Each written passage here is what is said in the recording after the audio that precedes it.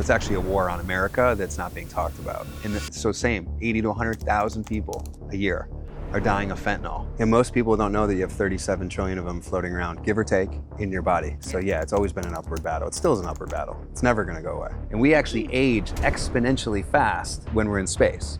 So when you hear these discussions about going to Mars and all these things, it's like, okay, what about the human? What happens to the human body when in that new environment? Is what you're doing working? We're all different. Your 37 trillion mitochondria, my 37 trillion mitochondria, the way our body's biochemistry is, the way we handle things, whether it's food intake, whatever, operate differently. What these types of plant medicines can do for people, they can forever change their lives, or your mindset of how the world works and what you need, right? The power that it gives you from within is really special.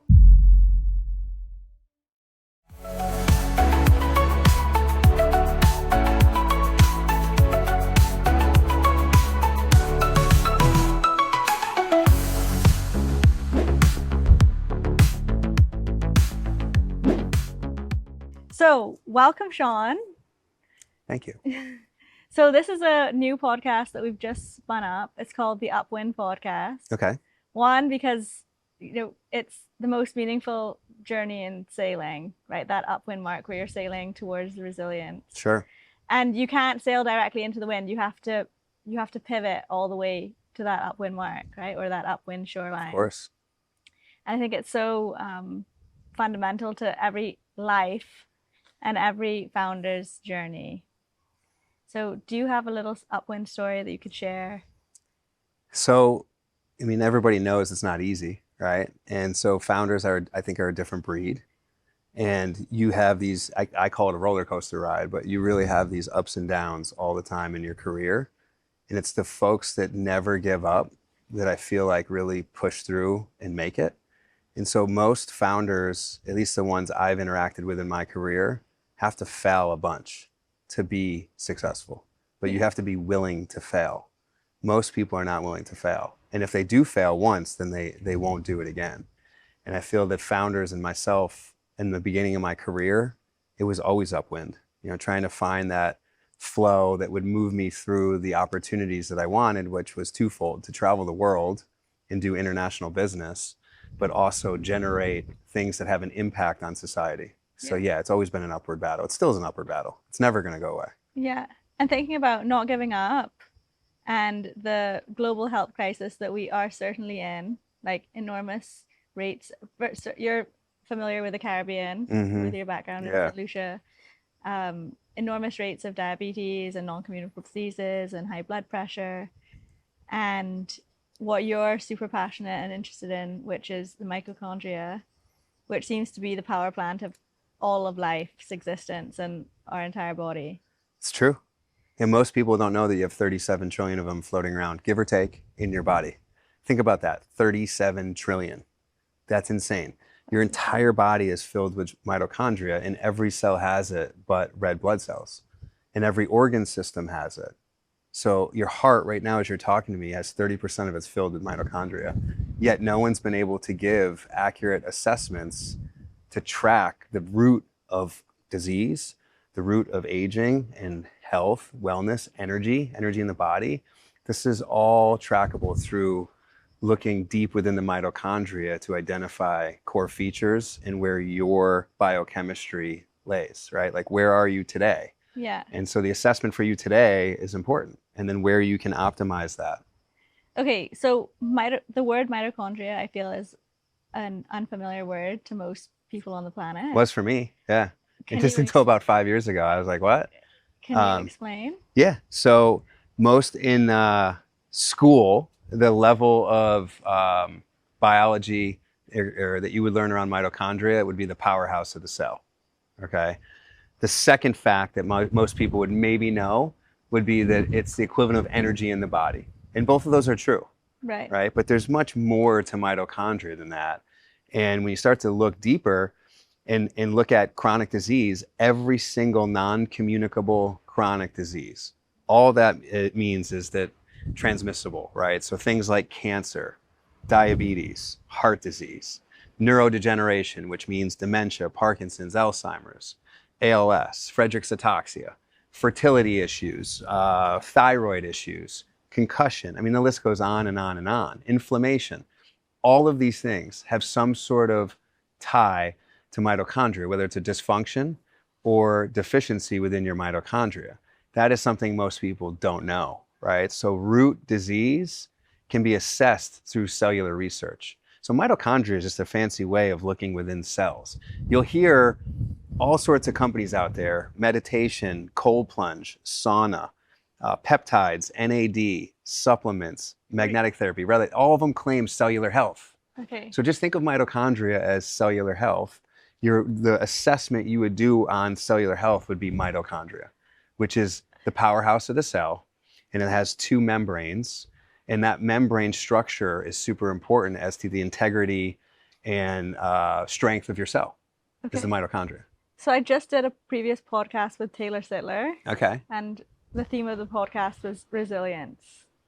And I feel like mitochondria and resilience are very much tied, and maybe Absolutely. one and the same. As he talks about resilience, you talk about maybe the resilience of the mitochondria. So I can go a little deeper with this. So resilience absolutely is the same. Think of the body as the complexity of the universe, okay? They just found more in the universe, right? More planets. It's infinite. It's endless. The body is like that, right? So if you were to take a drone and pull out of Earth and keep going up and up and up, you would see the complexity of the universe. The body is the same complexity. And the resilience the body has naturally is unbelievable. I mean, think about it. Just think about giving birth. Think about the concept of creating another human just off of something as simple as fertilization. It's a wild concept, right? Because the body has so much to it. And we're still thousands of years later trying to figure that out. And I think the advancements over the last 100 years have been amazing. And when you look at resilience, the body is naturally resilient. We use the term vitality, right? What can we all do to have vitality, which is that empowerment, that strength, that feeling of almost like a utopian feeling where we feel good every day. It's very rare someone wakes up and feels good every day, right? So the resilience, the vitality, the mitochondria impact all of that. Your mood, the energy you have, if you're tired, that's a mitochondrial issue. Okay, so what are some of the things that we can do to improve our mitochondria? I don't know until I measure you, right? Because you got to be measured, right? It's like, that'd be like me telling you to take a cholesterol drug, but not have any idea as to a benchmark of where your cholesterol is.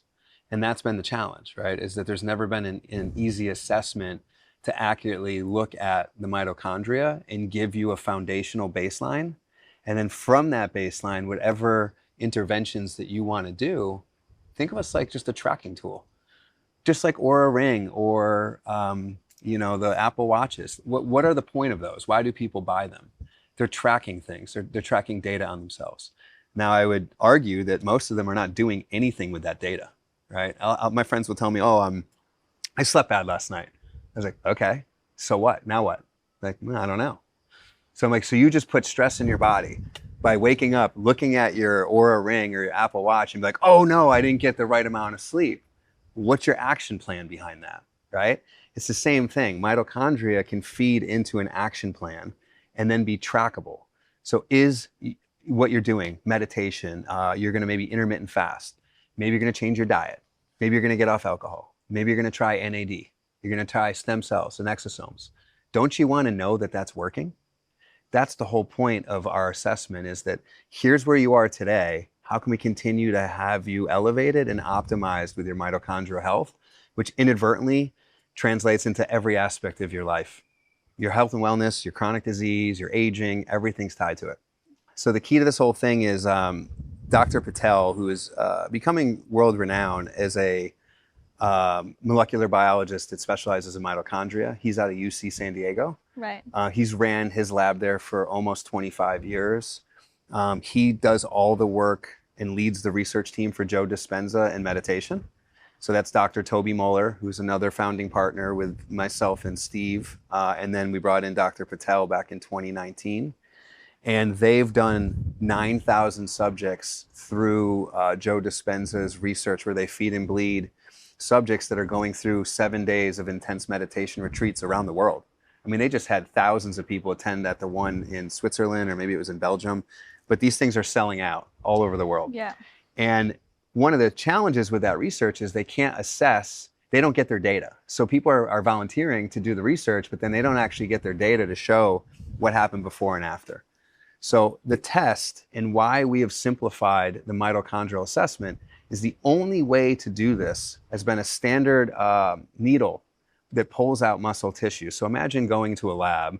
They're going to extract through a deep needle into your thigh and give live muscle tissue and immediately transport that into a tissue culture to assess your muscle and then give back a bunch of data points on your mitochondria. Who's going to want to do that? It's thousands of dollars. If you're a professional athlete or peak performer, or how do you have access to these labs? There's only a handful around the planet that even does that. It's not a commercially viable product.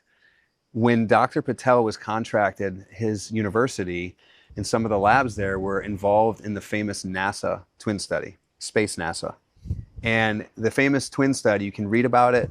Just Google twin study, NASA twin study. There's a white paper you can read about what they were doing, multi-million-dollar study assessing what's going on when in space when it comes to aging, longevity, health, and wellness. Yeah. And we actually age exponentially fast when we're in space. So when you hear these discussions about going to Mars and all these things, it's like, okay, what about the human? What happens to the human body when in that new environment? And so that was the assessment that was being done, and Dr. Patel and his team and other teams around UC San Diego were assessing different assets of your body in biochemistry. He was looking at mitochondria. From there, we started meeting with Hemel to say, what can we do to make this simplified as an easy to use test? The target market for this test is the 8.2 billion people that live on the planet, right? Everybody has mitochondria and everyone should have access to this type of data. So we began reversing it through blood. Simple finger stick blood draw, 6 blots on a dry blood card. The dry blood card, you let it dry for about 20 minutes and the serum is being taken out of the blood.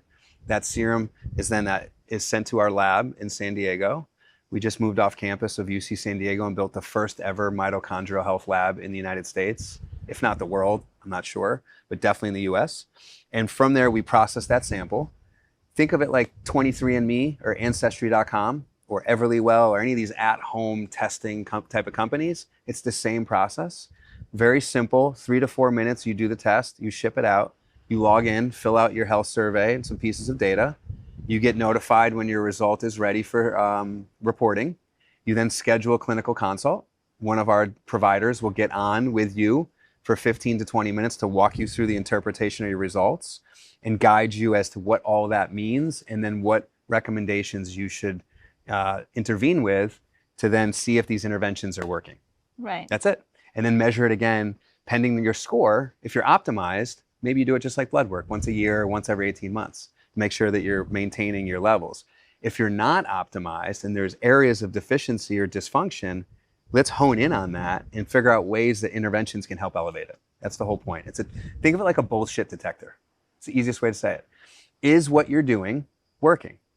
Your diet, your change in behavior with exercise, maybe you're fasting, maybe you're doing NAD, you're doing supplements, you're getting off alcohol, maybe you're getting off prescription meds. Let's measure to see what's happening down at the cellular level. Because everyone claims cellular function or energy. Yeah. And my point is prove it. Yeah. Do you have any tests here? I do. Yeah.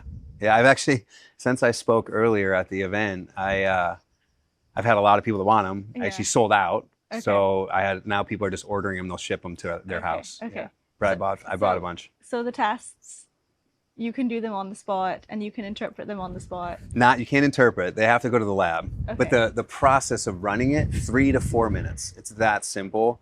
You can do it in the privacy of your own home, Okay. or you can do it in a clinical setting. If a functional medicine, longevity clinic, integrative medicine clinic, they will take the test in, they will offer it to their patients. Because the data, think of it like a pie, okay? We've all done blood work. Everybody that's listening to this has done blood work at some point in their life. You have done blood work, correct? Yeah. Okay. Blood work gives you a great picture of many different measurements, depending on what panels of blood you're running and assessing. You have things like gut health and microbiome.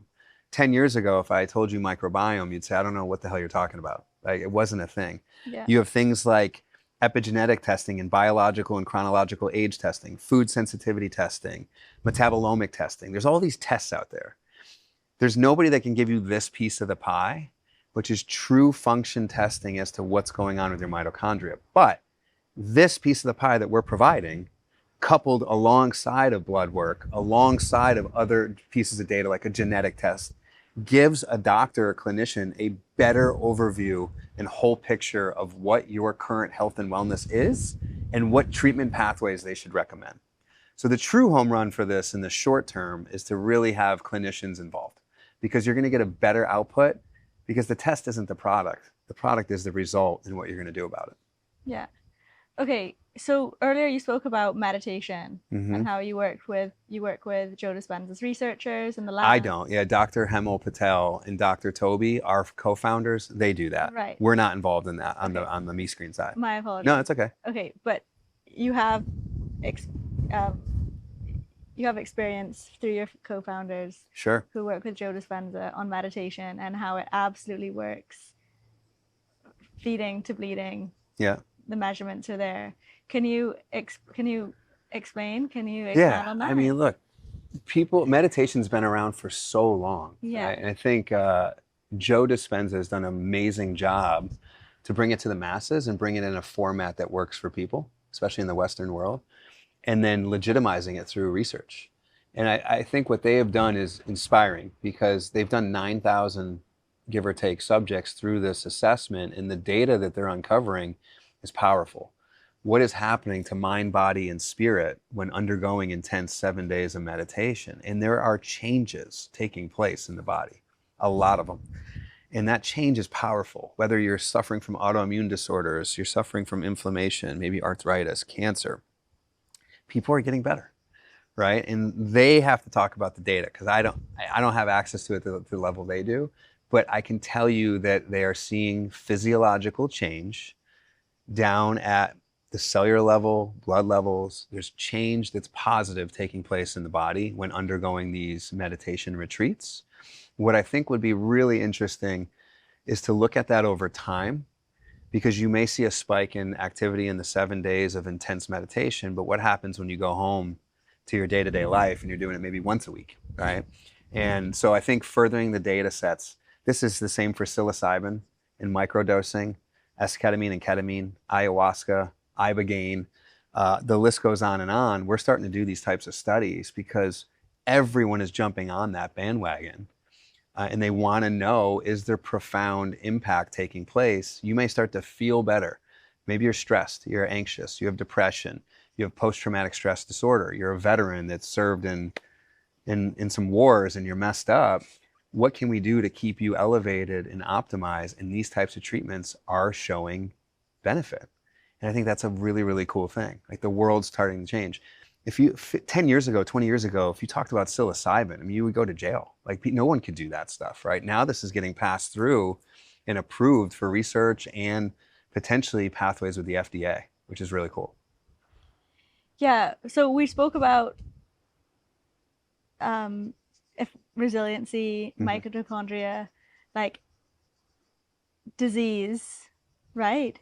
And so often disease is purported to be a result of poor eating habits, smoking, alcohol. But I guess through Joe Dispenza's work, right, we're realizing, and other work, yeah, we're really realizing that the mental component is a huge component. Huge. The mind is so powerful. Maybe even more of a component than sweet drink. Than the physicality of the body. Yeah, I think I am more of a mind, body, spirit person. Right. You look at like a Brian Johnson. I know he did his documentary on Netflix. I thought it was very good. He's a very interesting guy. But the one thing that he said that I was not in agreement with was he has removed his mind from decision making and just listens to his body. And so he only follows his body and he follows data. And my argument to that is that, why? Like, we're on this planet once. Like, having a little fun is okay, right? Like, it's about balance. And if you can figure out balance with mind, body, spirit, you can enjoy the fruits of life. You want to go party all night, one night, great. You want to eat McDonald's, have at it, right? Like, everyone is so obsessive with trying to fine tune what they need to do. And I'm saying, why? Everyone's different. The key to this whole thing is all the biohackers out there, all the longevity people are trying to tell you, this is the protocol. This is what you all need to do, and you will live a better, longer, healthier life. And I say bullshit. We're all different. Your 37 trillion mitochondria, my 37 trillion mitochondria, the way our body's biochemistry is, the way we handle things, whether it's food intake, whatever, alcohol operate differently. Yeah. Why not look at the individual, assess the individual and get baseline data points and let that individual trial and error what interventions are going to work for them, right? Intermittent fasting is what I do. I don't eat for 16 hours a day. And then I eat. I was like a maniac just now eating because it was the first time I ate since last night. I've only had water up until that point. That may work for me. That may not work for you. Okay. Yeah, I do that too. Well, that's good, right? That's good. And it may work really well for you. Some people will say that it's not effective, or they lost too much weight, or they don't feel like they're generating more energy during those 16 hours of no food. I'm more energetic in the 16 hours than I am in the 8 hours when I start eating. Yeah. Right? Yeah. Yeah. I heard a long time ago someone compare it to a car. Like every time you eat, you're putting mileage on the car, right? I guess you're putting mileage on the cells. Yeah. Yeah. And it's an interesting analogy. And the car that goes the longest, I mean, yes, you have to take care of it, but also less miles is better. Well, think about it. We're like, humans have been around for a long time. And for majority of our history, we were hunters and gatherers. Yeah. If we were a couple and we were out living in the wild, and I would be out to go fetch food or you'd be out to go fetch food, that could take 2 days. Yeah. You're literally not eating for 2 days as a family. So that was normal until society got more constructed. We created breakfast, lunch, and dinner as meals that we should have. But for some people that doesn't work, right? So it's understanding your body and what your body needs. And your mind, going back to the mind, body, spirit, I firmly believe that the mind is an unbelievable powerful thing. Energy is a very powerful thing. Seeking energy from the universe, seeking energy from others, everything around us is energy. The body is just one piece of the pie. And I think people get so obsessive with the body. There's a lot of vanity in this society now.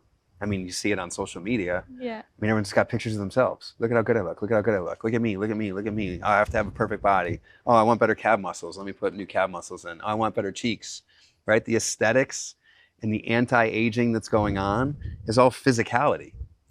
I'm saying what's going on the inside. And also super interesting how that, like, if mitochondria is literally everything and affects everything, and everything you do also affects your mitochondria, from the friends that you have, the meditation practices that you have, the exercise practices, fasting, not fasting, the plunging, not plunging. Yeah, the science is endless, right? Assessing all these things. Everything. Yeah. Your whole life dictates the quality of your mitochondria. Well, the quality of your cells, right? Cells, your hormones. I think your hormones play a very important role in aging, especially, right? Yeah. Estrogen and testosterone are the two that people know. Your gut health, super important to assess. Your blood work. I mean, all these pieces of data are super important. Your sleep. I'm not discounting the value of an Oura Ring or an Apple Watch. I think it's more about what do you do with that information? What's the action plan? Because the information's starting to gather. Now we need the clear pathway for each person, because I think people are confused now. Every which way you're pulled into a direction, say, do this, don't do that. Studies say do this. Hey, Yeah. I heard that if you do this, you feel better. It's like, okay, like, how do we know? Like, what's for you versus what's for me is different. Yeah, it all comes down to balance, I guess. At the end, like, it sounds cliche. Okay, so those tests, you said for your mitochondria, you fast. Is that all you do? Is there anything else? Well, for me, I am definitely not, even though my mission is to help the world have access to amazing data on themselves. I am not a great test subject because I'm not healthy, right? Because I'm traveling all the time. I'm building a business, so I'm stressed. When you travel all the time, what fades? Your diet. I haven't been able to work out the last 5 days because my schedule is off.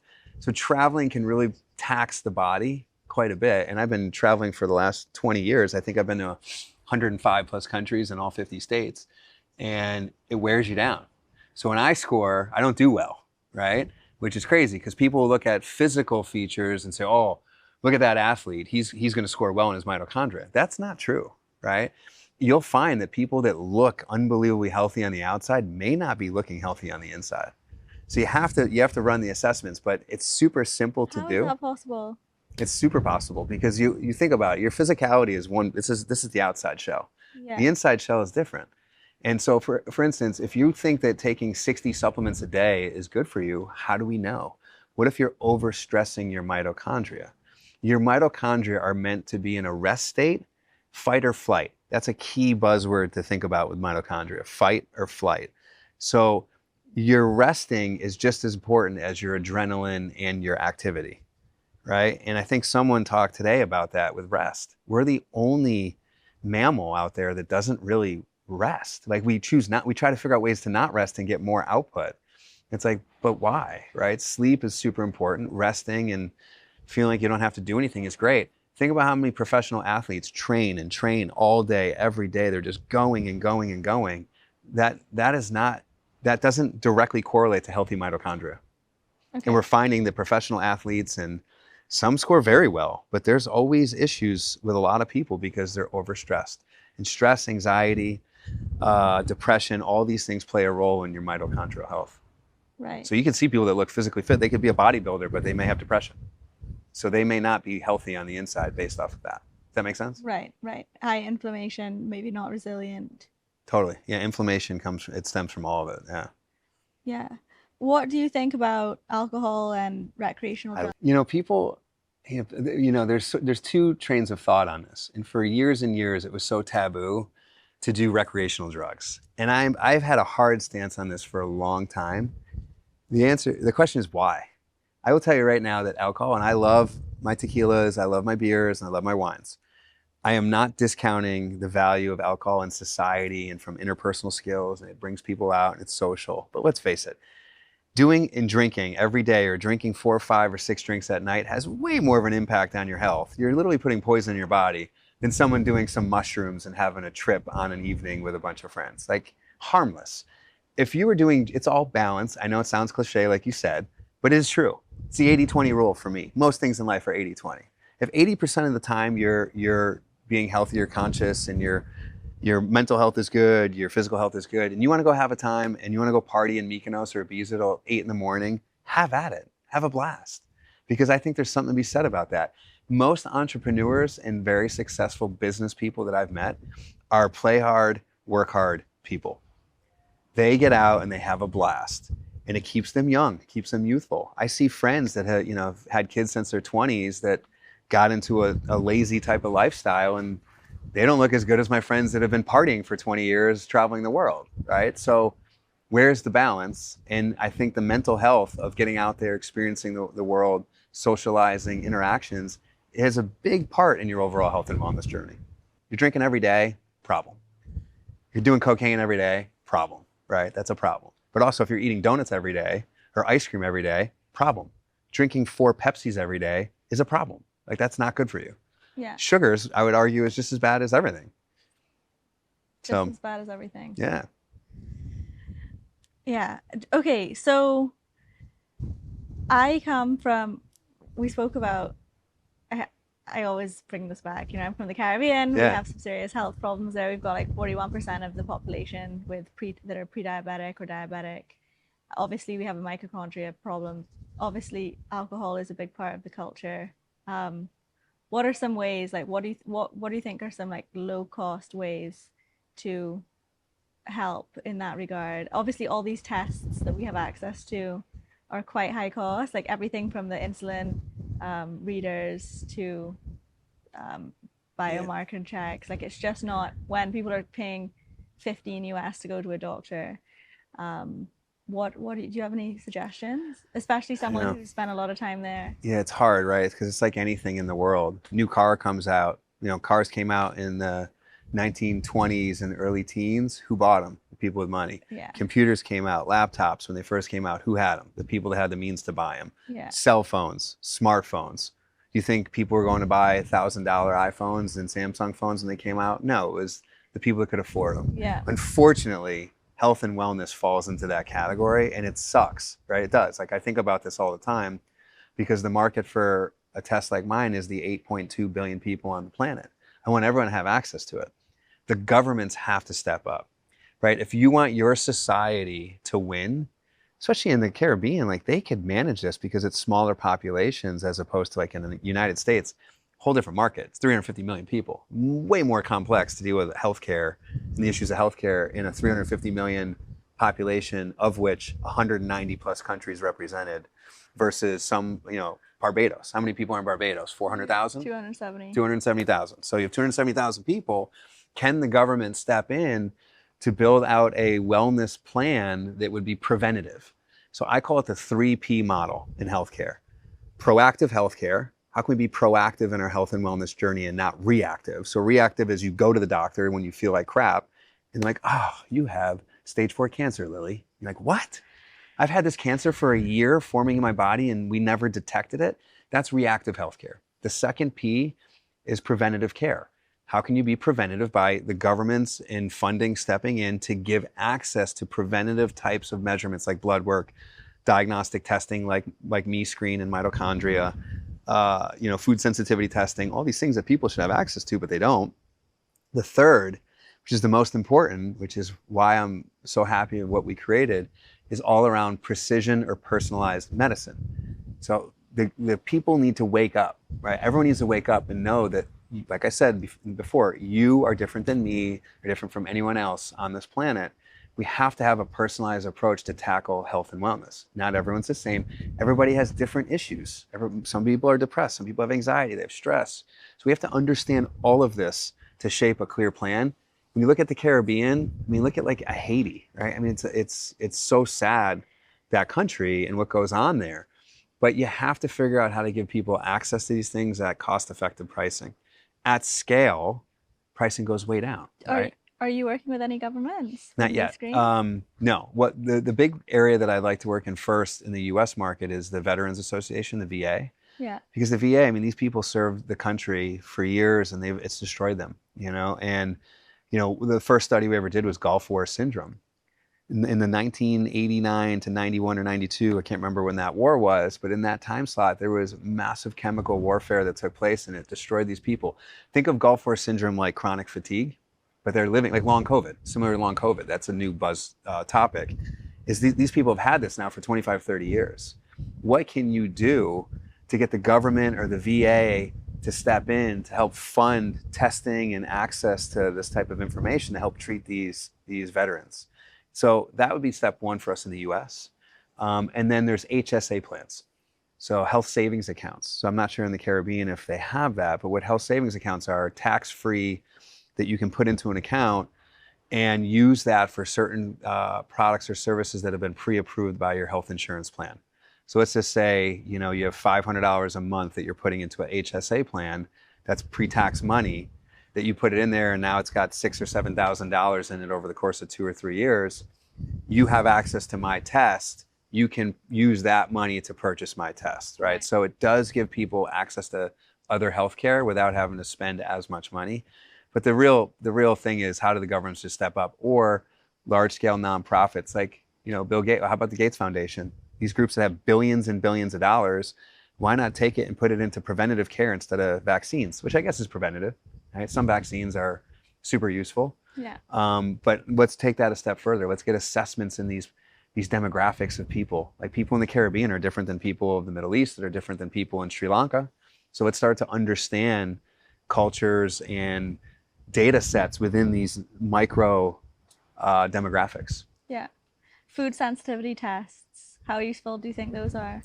I don't know enough about them, to be honest. I like the concept. Yeah. I just don't know how accurate they are and which ones are good and which ones aren't. I don't know enough. I did one the other day, and it told me that both avocado and eggs I was allergic to, and those are like my two favorite, that's my favorite breakfast item. So what happens when you eat an avocado? Yeah, nothing. Okay, so how are you allergic? I'm curious as to what that means. Like, is it internal inflammation? Those two things are so nutrient dense, right? So maybe. Yeah, I'd be interested to know. Also has, and I'd be interested to know their algorithm on their data set and how they came to that conclusion, right? Like, what are they assessing that said that? And if you have no repercussions or side effects of eating avocado or eggs, that doesn't seem like it's an allergic situation, right? Yeah. So I don't know. I don't know enough. I just know there's a lot of testing hitting the market, and you have to know which ones are valid and actually have been validated. We didn't do anything but recreate decades of science into an easier to use, scalable format through blood instead of muscle tissue, right? So we're not we just made something better, as opposed to some of these tests are coming out that are inventing something. It's like Theranos with a single, she went to jail for that. With the single blot of blood, you can determine everything. Yeah. It's like, it's aggressive, right? But maybe not that much. Well, maybe not that far off. I mean, we have 6 or 7 blots of what you need a good amount of blood to move the serum down. But yeah, eventually I think science is going to get there and costs are going to go down, right? A phone today or a computer, TVs are a perfect example. A flat screen TV, I remember when I was in college, was like $4,000 or $5,000 for like the base model. You can get a flat screen TV right now for $200 US. It's a smart TV. It does everything. It's perfect. So I feel like testing in science and medicine should come down as we have it accessible to the world. Yeah, no, it should. It will, of course. Yeah. Okay, we haven't spoken too much about your personal journey, like Versea Health, MitoScreen. Do you want to talk a little bit about that? Yeah, sure. What was the journey to getting to Versea? Yeah, I mean, I started in the finance world. I mean, I went to college originally to play lacrosse. For those that don't know lacrosse, it's a Native American sport. It's big in certain countries now. Yeah. It's growing in the United States, but I grew up in a town where that was everything you did was lacrosse. We were one of the best schools in the world for lacrosse and ranked number 1 or 2 every year nationwide in the United States. So you kind of wrote your ticket if you played lacrosse to go to school. But then I quit. Like, I didn't want to do it. It was just not for me. The amount of work versus the return on investment long term wasn't there. So I started to get into finance and economics. And then I quickly realized that cancer was a major opportunity and a fast growing science, the highest science in the world. This is 20 plus years ago.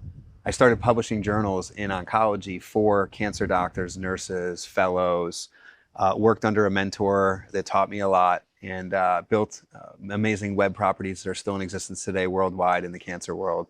Started doing medical conferences, left that, did the same thing with the American College of Cardiology, built 2 journals for them, left that, and then did the same in pain management and built the largest educational conferences, so events around education around pain, because opioid epidemic was hitting and it was killing off so many of my friends. Yeah. I couldn't tell you how many people I lost throughout the years to, an Oxycontin pill, sniffing it or taking it and not being properly educated as to what that is, which is essentially synthetic heroin. Okay, so the United States, I can go on and on about the issues that face the United States with abuse and medications and prescription drugs. I've lost countless friends to them. And so I started getting super frustrated with the whole prescription medicine world. There is a home for medicine. But why is everything about, here's a pill, oh, don't worry, here's another pill? It's Band-Aid medicine. It's treating the symptoms, not the root cause.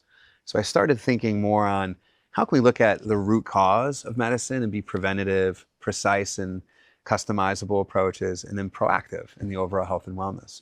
And so when we exited our last business, which was the pain management business, we had to stay on for 4 years. And during that time, I was building this company. And my whole mindset was, what can we do to disrupt and provide value back into the system, and doing it in a way where we can get personal, right? Like, I want to know what's going on with you so then you can have a plan that works for you. And so right now, the blanket medicine, here, take this pill. What's the protocol if a doctor, when you get diagnosed with something, they don't know which drug to put you on within that classification of drugs? It's trial and error. Throw against this one, see if it works for you. Oh, it doesn't? Let's try another one.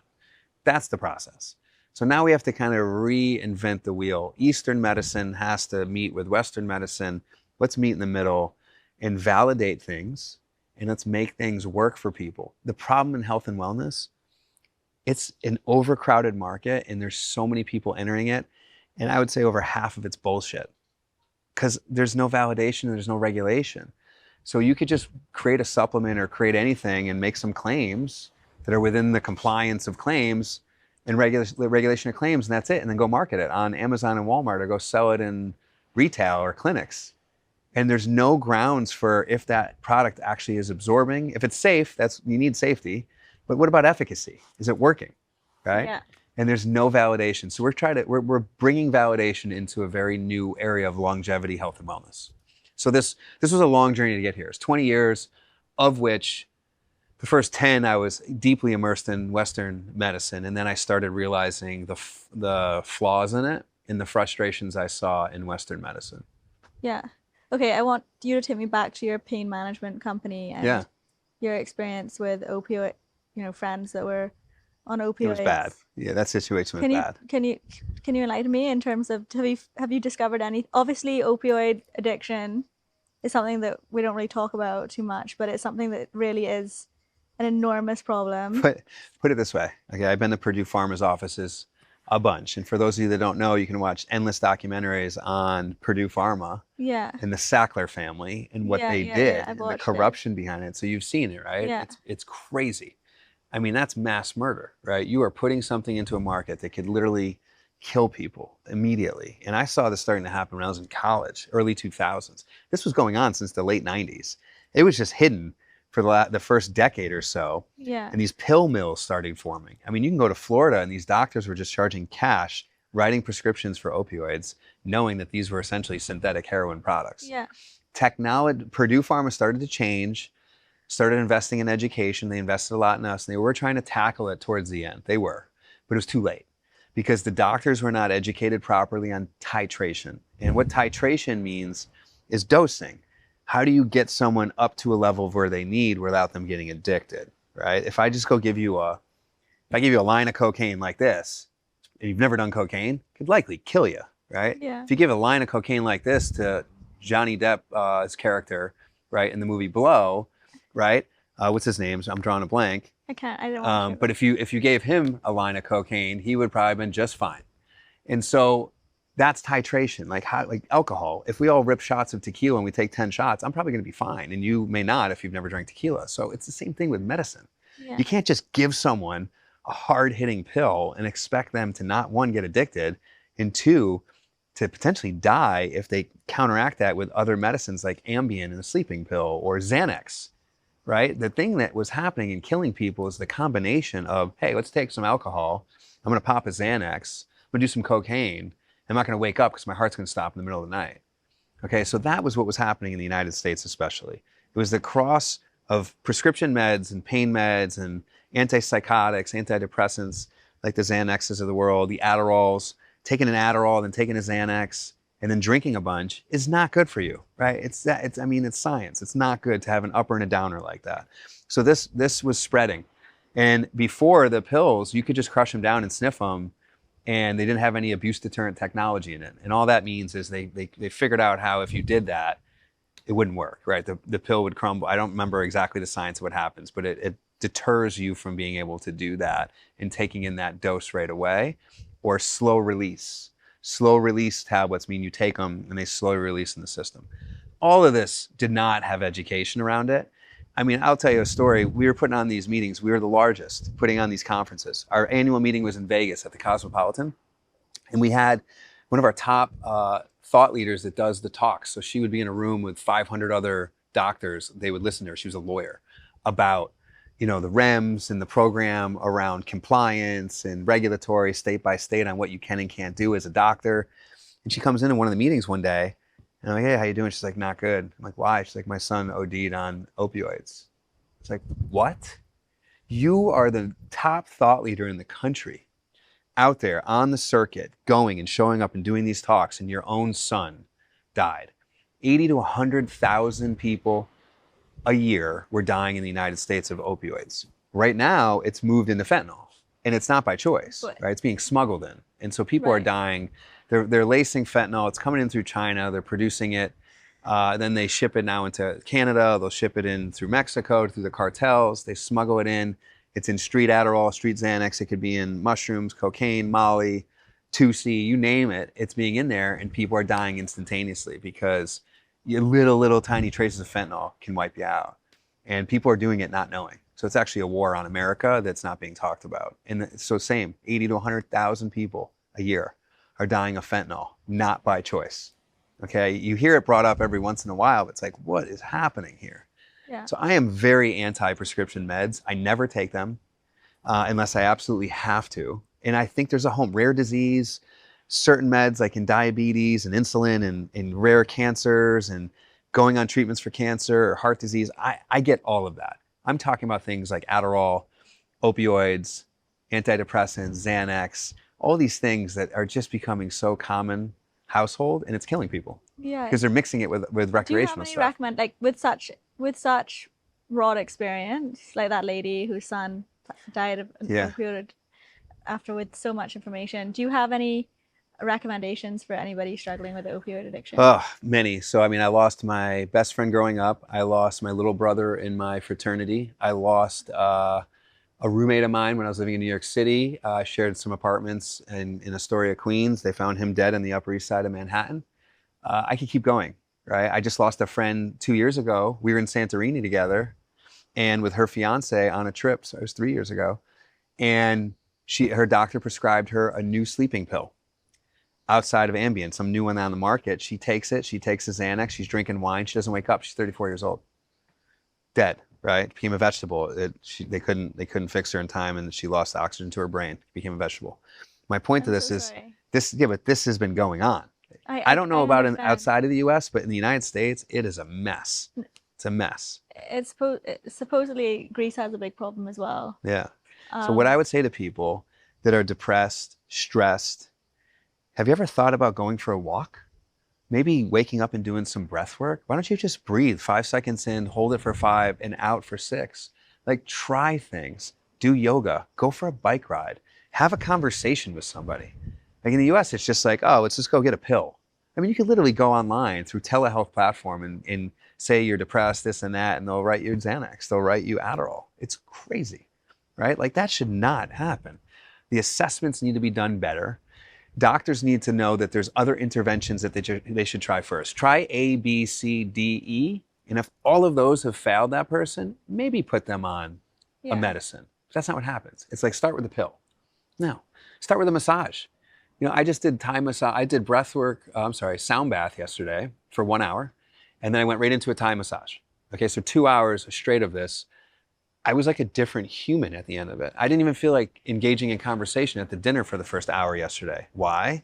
Because for the first time in 5 days, I was relaxed.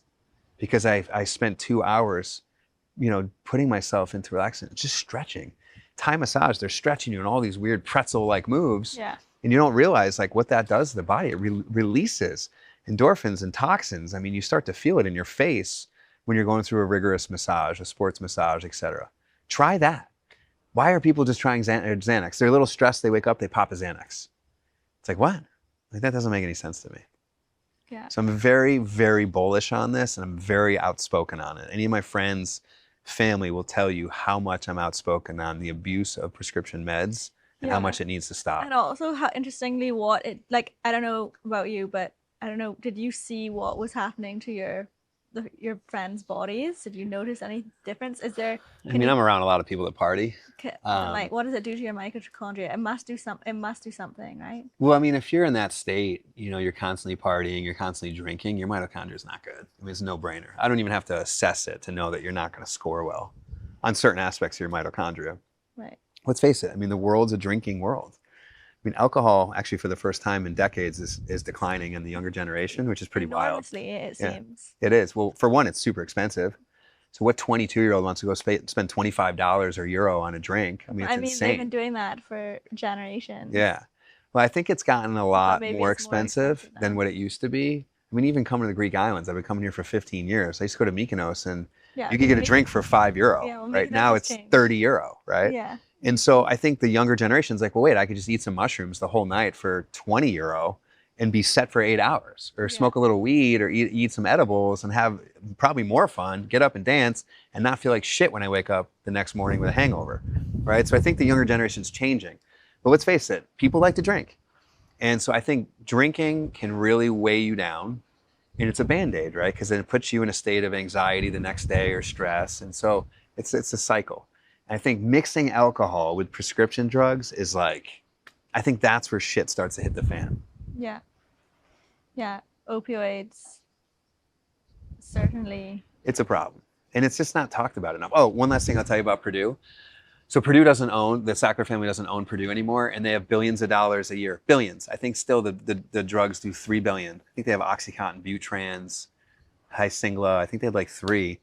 And so they are still used in certain situations and generate several billion of revenue. And that revenue gets pushed into the government, and the federal government releases it into the states to use against addiction medicine clinics. They'll use it against maybe the fentanyl issues taking place on how to fight that, other types of treatment facilities to help mitigate abuse of drugs, whether it's heroin, meth, all these things. Yeah. So pretty cool that it's going back into the system finally. It was just 15 or 20 years too late. We allowed the Sackler family to do this for too long, and too many people lost their lives. I have a friend, a colleague, used to work side by side with him, traveling all over the world for conferences and business meetings. A father of two, found him dead in his car at like 46 years old a few years ago. Dead at the steering wheel, right? Because of the hooked on an addiction he got into with pain medication. That is so sad on so many levels, right? That goes on. Yeah, there's so many countless stories of that. Yeah. Like athletes get injured, break an ankle, they get put on pain medication, they never come off. Totally. Yeah. I have a dear friend. He's one of the most decorated Navy SEALs. And he almost went down the wrong path. 10 years it took him to get out of that cycle and out of all these bad surgeries and the meds that the doctors put him on. And now he's a whole different person. And he's an international speaker. I mean, the guy is incredible. And What's his name? Larry Yach.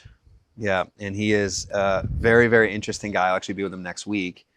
And is just a very, very calculated, intelligent human being that went through this battle. And he openly talks about it, just like most Navy SEALs or special ops, soldiers that were going in and doing crazy missions, right? I mean, it messes you up. And then you get injured, and then they put you on these drugs or put you on these surgeries and then the drugs, and it's just a cycle, a vicious cycle that starts to happen. Yeah, it's common. This is like a little bit off topic, but do you see like lack of mental resiliency in people who become addicted versus people that don't? Or addiction's a weird thing, right? Because I mean, some people don't have addictive personalities or traits, and some do. Yeah. So I feel that I don't know enough on what others go through. I don't feel that I have an addictive personality. Yeah. I like to have my fun, but I could easily not. Yeah. But some people have some fun, and then they can't get off it, right? Or they get that pain med, and they make that feeling in them, and they need that. They'll take it all day long, right? So I can't get into the minds of why people do it and why addiction happens. But I think it's something that needs to be assessed. And I will tell you, Ibogaine, the movement of Ibogaine, you can go listen to a great interview on Joe Rogan. He just did a podcast with the former governor of Texas, Rick Perry. And I can't remember the other guy's name. I think it was done in February. For those of you listening, please check it out. Ibogaine, this is plant medicine type of stuff. They're moving it through a regulatory pathway to try to get it as a Schedule II and approved for certain circumstances like veterans, right, that have PTSD or, major anxiety and stress and the issues that they deal with, depression. So this is the stuff that can really work. Ayahuasca. I'm an ayahuasca user. I go to deep in the Amazon jungle in Peru and we'll do 5 days of ayahuasca. I was actually supposed to be there this week and I had to change it because I was here and I have another meeting I have to go to after this. Yeah. But that power of what that does for people is insurmountable. Like I can't even explain what, if done properly, what these types of plant medicines can do for people. They can forever change their lives or your mindset of how the world works and what you need, right? The power that it gives you from within is really special. Yeah. Okay, 2 last questions. Any suggestions on Ibogaine or ayahuasca clinics or? Yes, another guy, just like Larry, Hamilton Souther, I would argue is the #1 maestro and shaman on the planet when it comes to plant medicine. He's got several books out. He puts on unbelievable retreats in the deep Amazon in Peru and also in Cusco Valley in Peru, up near Machu Picchu area. So there's 2 different retreats he rotates. Unbelievable. He has dedicated his last 25 years of his life to solving this. He actually drank ayahuasca 720 days straight and coded his sanctuary. You can read about it in his books. And to determine what is the right way for people to go through this journey safely and come out of it a different human. And how do you better yourself? So we've been doing studies assessing ayahuasca. We've run about 70 subjects through his retreat. We're doing another one with about 100 subjects right now to determine what's happening physiologically down at the cellular level. I want to do it with Ibogaine. So if anyone listening wants to do it with ibogaine, I'm all for it, because I want to assess before and after what's taking place neurologically in the cells and in the mitochondria when people are undergoing these types of treatments.